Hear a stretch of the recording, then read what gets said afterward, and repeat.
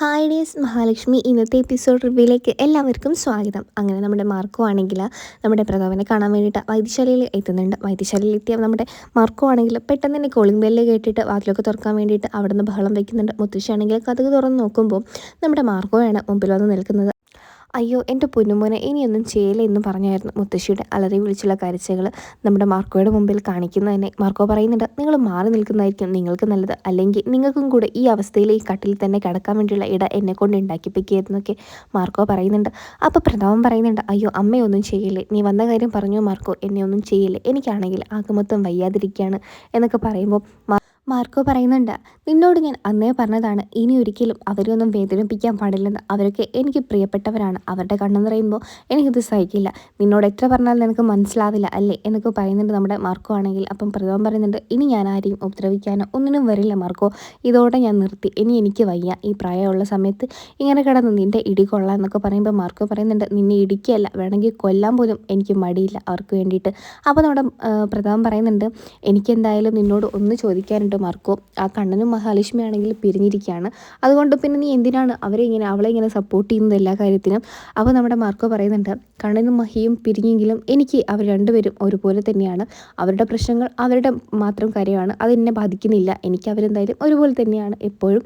അതുകൊണ്ട് അവരുടെ കണ്ണിൽ നിന്ന് എന്തെങ്കിലും ഒരു കണ്ണുനീര് നീയൊക്കെ കാരണം വന്നാൽ ഇങ്ങനെയായിരിക്കില്ല ഞാൻ ഇനി സംസാരിക്കുക. ഇപ്പം നിൻ്റെ പ്രായത്തെ മാനിച്ചാണ് ഞാൻ ഇത്രയെങ്കിലും നിന്നോട് ചെയ്തത്. ഇനി ഇതിൻ്റെ അപ്പുറം നീ എന്നെക്കൊണ്ട് ചെയ്യിപ്പിക്കാൻ പാടില്ല പ്രതാപ എന്നൊക്കെ പറയുന്നുണ്ട്. അങ്ങനെ മുത്തശ്ശിയോടായിട്ട് നമ്മുടെ മാർക്കോ ചോദിക്കുന്നുണ്ട്, നിങ്ങളൊരു സ്ത്രീയല്ലേ, ഒരു അമ്മയല്ലേ, എന്നിട്ടും നിങ്ങൾക്ക് എങ്ങനെയാണ് ഒരു കുഞ്ഞിനെ ഇല്ലാതാക്കാൻ സാധിക്കുന്നത്? എത്രയൊക്കെ ശത്രു ആണെങ്കിലും ഒരു പിഞ്ചു കുഞ്ഞിനെ ഇല്ലാതാക്കാൻ മനസ്സ് പോലും നിങ്ങൾക്ക് എങ്ങനെയാണ് വരുന്നത്? നിങ്ങൾക്കൊരു മനുഷ്യഗണത്തിൽപ്പെട്ട ആൾക്കാർ തന്നെയാണെന്നൊക്കെ മാർക്കോ ചോദിക്കുന്നുണ്ട്. അപ്പോൾ മുത്തശ്ശി പറയുന്നുണ്ട്, അത് പിന്നെ എന്നൊക്കെ പറയുമ്പോൾ നമ്മുടെ മുത്തശ്ശിയോട് നമ്മുടെ മാർക്കോ പറയുന്നുണ്ട്, എന്ത് പിന്നെ, നിങ്ങൾക്ക് നാണമുണ്ടോ? നിങ്ങളെ പ്രായം മാനിച്ചുകൊണ്ട് മാത്രമാണ് ഞാൻ നിങ്ങളെ തല്ലാത്തത്, അല്ലെങ്കിൽ നിങ്ങളുടെ ഈ മകൻ്റെ കൂടെ തന്നെ നിങ്ങൾക്കും ഈ അവസ്ഥയിൽ തന്നെ ഇവിടെ നിൽക്കാമായിരുന്നു എന്നൊക്കെ മുത്തശ്ശിയോട് പറയുമ്പോൾ മുത്തശ്ശിയാണെങ്കിൽ മാർക്കോയെ വളരെയധികം തന്നെ പേടിക്കുന്നുണ്ട്. മുത്തശ്ശി പറയുന്നുണ്ട്, ഞങ്ങൾ പറഞ്ഞില്ലേ ഇനിയൊന്നും ചെയ്യില്ല, ആരെയും ബുദ്ധിമുട്ടിപ്പിക്കില്ല എന്നൊക്കെ പറയുന്നുണ്ട്.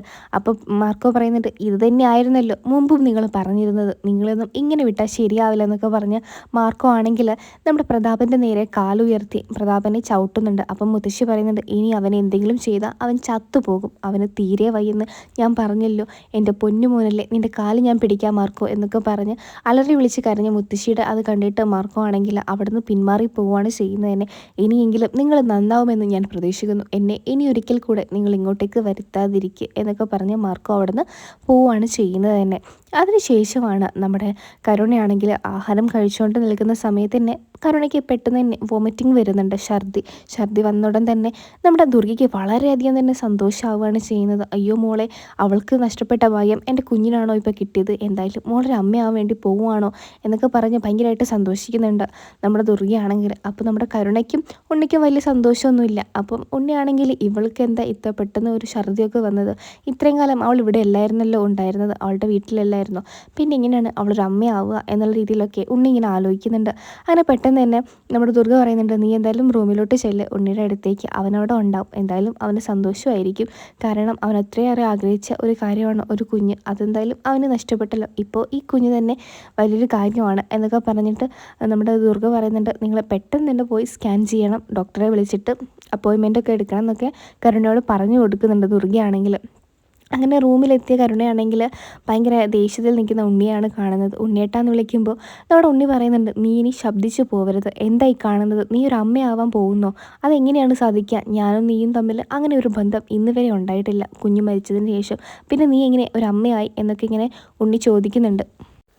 കരുണ പറയുന്നുണ്ട്, ഉണ്ണിട്ട് എന്തൊക്കെയാണ് പറയുന്നത്, നമ്മൾ തമ്മിൽ അങ്ങനെ ഒന്നും ഉണ്ടായിട്ടില്ലെന്ന് എനിക്ക് നന്നായിട്ട് അറിയുള്ളൂ, പിന്നെ എങ്ങനെയാണ് ഞാനൊരു അമ്മയാവാൻ വേണ്ടി പോകുന്നത്, എനിക്ക് എന്തായാലും നല്ലപോലെ അറിയാം കരുണ നിന്നെ, നീ എന്തായാലും ആ അമ്മയുടെ വയറ്റിൽ തന്നെയാണല്ലോ പിറന്നത്, നിൻ്റെ ചേച്ചിയുടെ അവസ്ഥ നീയും കണ്ടതാണല്ലോ, ഇപ്പോൾ മറ്റൊരുത്തൻ്റെ കുഞ്ഞിനെ ചുമന്നുകൊണ്ട് നടക്കുമല്ലേ, അതുപോലെ നീയും അങ്ങനെ തന്നെ ആയിരിക്കും, എന്തായാലും നിങ്ങളൊക്കെ ഒരമ്മയുടെ മക്കൾ തന്നെയല്ലേ എന്നുള്ള രീതിയിൽ ഉണ്ണി സംസാരിക്കുമ്പോൾ കരുണയ്ക്ക് വളരെയധികം തന്നെ സങ്കടം തോന്നുന്നുണ്ട്. കരുണയാണെങ്കിൽ ഉണ്ണിയോട് പറയുന്നുണ്ട്, ഞാനൊന്ന് വോമിറ്റിംഗ് ചെയ്തതല്ലേ ഉള്ളൂ ഉണ്ണിയേട്ട, അത് ആഹാരത്തിൻ്റെ എന്തെങ്കിലും കുഴപ്പം കൊണ്ടാവും, അല്ലാതെ നിങ്ങൾ ഈ ആലോചിച്ച് കൂട്ടുന്നത് പോലെ ഒന്നും തന്നെ ഇല്ല എന്നൊക്കെ നമ്മുടെ കരുണ പറയുന്നുണ്ട്.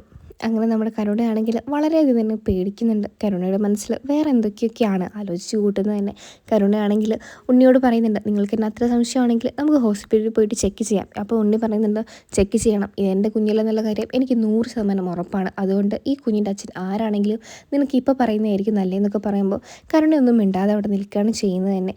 ഇനിയിപ്പോൾ ടെസ്റ്റ് ചെയ്ത് ഉണ്ണിയുടെ കുഞ്ഞ് തന്നെയാണോ അതോ മറ്റൊരാളുടെ കുഞ്ഞാണോ എന്നൊക്കെ നമുക്ക് അടുത്ത എപ്പിസോഡിൽ കാണാം. അപ്പം മറ്റൊരു പ്രമോ ആയിട്ട് വരാം. ബൈ.